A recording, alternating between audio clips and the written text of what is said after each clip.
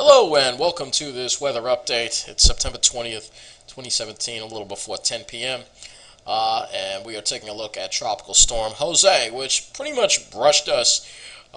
We didn't really get to see any, we saw a few showers yesterday, a little wind, some very widely scattered power outages, but the main impact has been along the coast as far as the coastal flooding.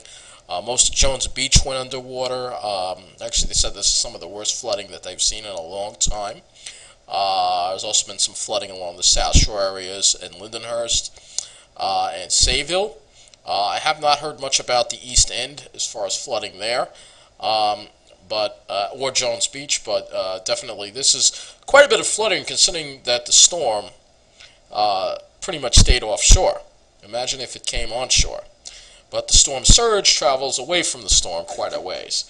So we're looking at a visible and then turning into a tropical, to an infrared satellite image. You can still see, which is surprising, there's still a lot of convection going on, which is a testament to the warm water. It's still well into the 70s, this water, which is above what it should be, and so it's still enough to fuel convection in the center of circulation. There is no real eye left, but there's still a defined center of circulation of Jose. Jose continues to move to the northeast very slowly at around 8 miles an hour. Maximum sustained winds are 65 miles an hour.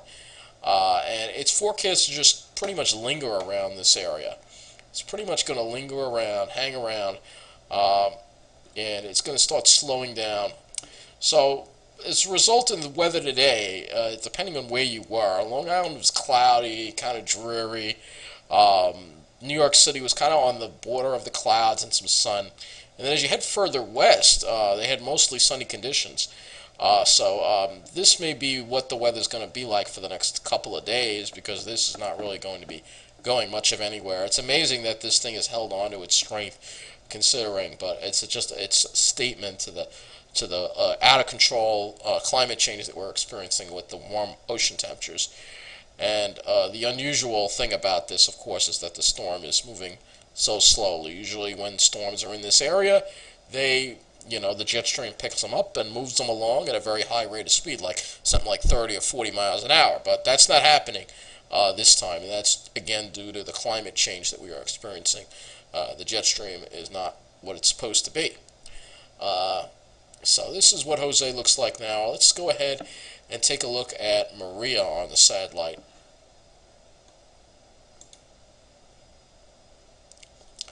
Okay, this is Hurricane Maria. Was a Category 5, and it's weakened to a Category 2. It really slammed Puerto Rico. Puerto Rico got they got a Cat 5 on their hands when it hit. It was a Cat 5. Winds were up, I think, to 180 miles an hour. And it devastated Puerto Rico. There's a lot of flooding. The power is out to the entire island. The power transmission system, which was on its last legs, is now completely destroyed and will have to be completely rebuilt. The island will probably be without power for many, many months to come. And this was a horrible disaster for them. I'll pray for them in Puerto Rico. They really just got pummeled by this thing. You can see it's still got, even though it weakened, it's still got the classic buzzsaw look, and now it's out over open water again, and Maria is going to be strengthening once again. So now let's take a look at what the National Hurricane Center has as far as forecasts. Okay, so let's take a look and see what the National Hurricane Center has for Jose first. Tropical Storm Jose is weakened to a tropical storm, maximum sustained wind 65 miles an hour. It's still holding its own, though, and it's moving northeast at 8 miles an hour. And we can see, according to the forecast here, that Jose is just forecast to pretty much stay in the same spot. It's not forecast to move. It's very unusual. I don't think I've ever seen this before, but it's just going to stay and then just weaken to a depression. However, he may be doing us a favor, and I'm going to explain that a little later. So this is for Jose, and let's take a look at Maria's forecast, because Maria, you could see that Hurricane Maria is definitely forecast to strengthen again into a major hurricane. Hurricane warnings up for the Bahamas, lower Bahamas here. And then it's going to move out and arrive very warm water here. I know some of it may have been cooled down by Jose. But remember that even at depth, the temperatures of the ocean are warming even lower down. So the whole upwelling thing that happens from hurricanes, that's not happening as much anymore due to climate change. So I expect this thing to stay every bit of a Category 4 or 3, even all the way up to here. This is going to be a real storm that we have to watch, and something I'm quite worried about, as you'll see when we take a look at the computer models. Before I get to the computer models, though, I want to take a look at the local radar, and then we will get to the computer models. Now, I'm just briefly showing you the radar to show you that the back edge of this is literally just offshore. The rain is still just offshore. You can see the Cape is still getting rain. So it's raining here, clouds are over here, and then further west you have the sun. So this pattern may be in place for quite some time, as you'll see when we look at the models. Okay, so we'll start with the GFS here. This is the 18Z run, and this is going to be we're going to be looking at the forecast track of Jose and then Maria.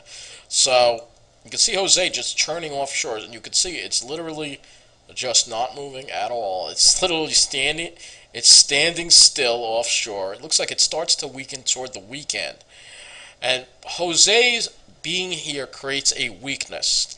And this weakness will help steer Maria out to sea instead of hitting us. So let's see if that's what the model is buying on. Let's see if that's exactly what happens.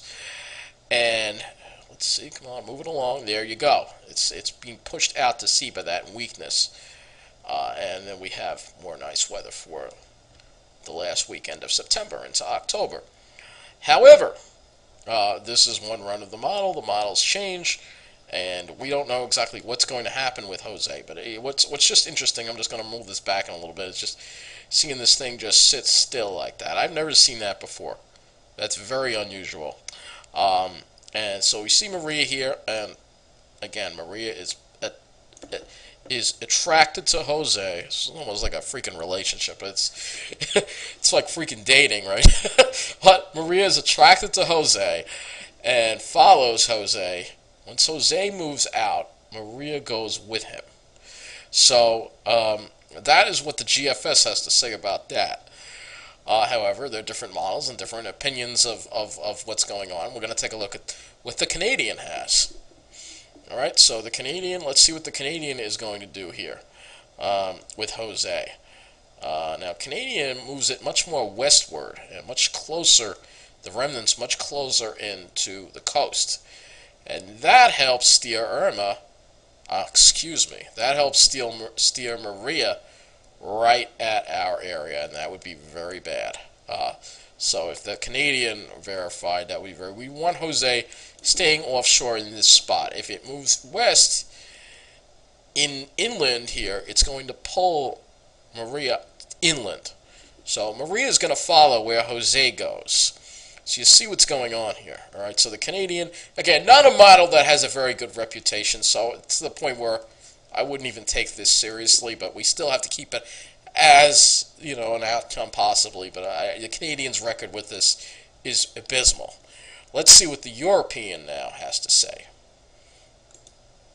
And let me get rid of these colors here on the European.